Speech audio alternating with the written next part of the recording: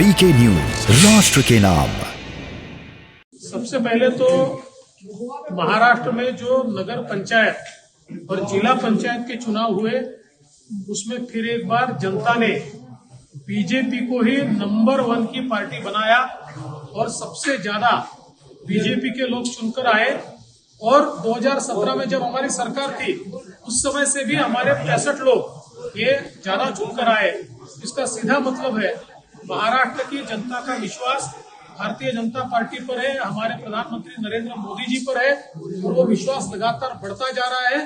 और ये जो 3 पार्टियां साथ में आकर सरकार चला रही है, इनकी सरकार की विफलता ये लोगों के बिल्कुल ध्यान में आई है। लोग प्रताड़ित है और इसलिए इनके खिलाफ लोग वोटिंग कर रहे हैं। मैं महाराष्ट्र की जनता का बहुत बहुत आभार व्यक्त करता हूं और हमारे अध्यक्ष चंद्रकांत दादा पाटिल जी, इनके नेतृत्व में भारतीय जनता पार्टी की टीम ने जो महाराष्ट्र में काम किया है, उसके लिए मैं उनका अभिनंदन करता हूं। देखिए, गोवा के बारे में अभी अधिकृत कोई घोषणा नहीं की जा सकती है। इसके संदर्भ में बैठक चल रही है, एक बैठक हुई है, दूसरी होने वाली है। उसके बाद जो इसमें प्राधिकृत है वही अधिकृत घोषणा करेंगे, मैं नहीं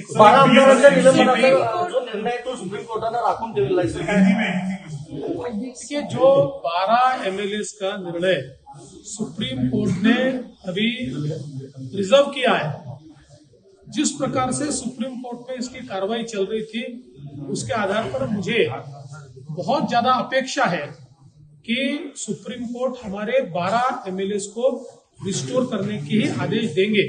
मुझे इसलिए लगता है कि लगातार जब हमारे वकीलों ने सुप्रीम कोर्ट में ध्यान में लाया कि एक प्रकार से आर्टिफिशियल मेजोरिटी तैयार करने के लिए ये टूल यूज किया जा रहा है और इतना ड्रैकोनियन है कि हमारे संविधान में भी 60 दिन से ज्यादा किसी को बाहर नहीं रखा जा सकता। इतना ही नहीं तो लोकसभा में भी 1 सेशन से ज्यादा किसी को बाहर नहीं रखा जा सकता और इनको 1 साल के लिए बाहर रखा गया है। डिसप्रपोर्शनेट इनको एक प्रकार से ये पनिशमेंट दी गई है। मुझे लगता है कि जो बात हमने कही है वो सुप्रीम कोर्ट मानेगा और मैं अपेक्षा करता हूं कि निश्चित रूप से हमारे साइड में आएगा। सर, ओबीसी का डेटा सबमिट करने के लिए महाराष्ट्र गवर्नमेंट को सुप्रीम कोर्ट ने डायरेक्शन दिए, आप इस तरह से? देखिए, मैं इसको एक बहुत ही सकारात्मक पहल मानता हूं, लेकिन मेरा सवाल इतना ही है कि महाराष्ट्र की सरकार ने आज सुप्रीम कोर्ट में ये कहा कि हम डेटा सबमिट कर सकते हैं। तो मेरा सवाल ये है, 2 साल से सुप्रीम कोर्ट डेटा कह रहा था, तो आप केंद्र सरकार की ओर उंगली उठा रहे थे और आज अचानक आप कहते हो कि हमारे पास डेटा है और हम वो सबमिट कर सकते हैं। तो आज तक आपने हमारे ओबीसी समाज के साथ छलावा क्यों किया? बिना ओबीसी के इतने चुनाव क्यों लिए? इसका जवाब महाविकास आघाड़ी को देना पड़ेगा।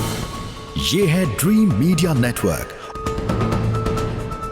और आप देख रहे हैं देश का पहला 24/7 digital news channel VK news, राष्ट्र के नाम।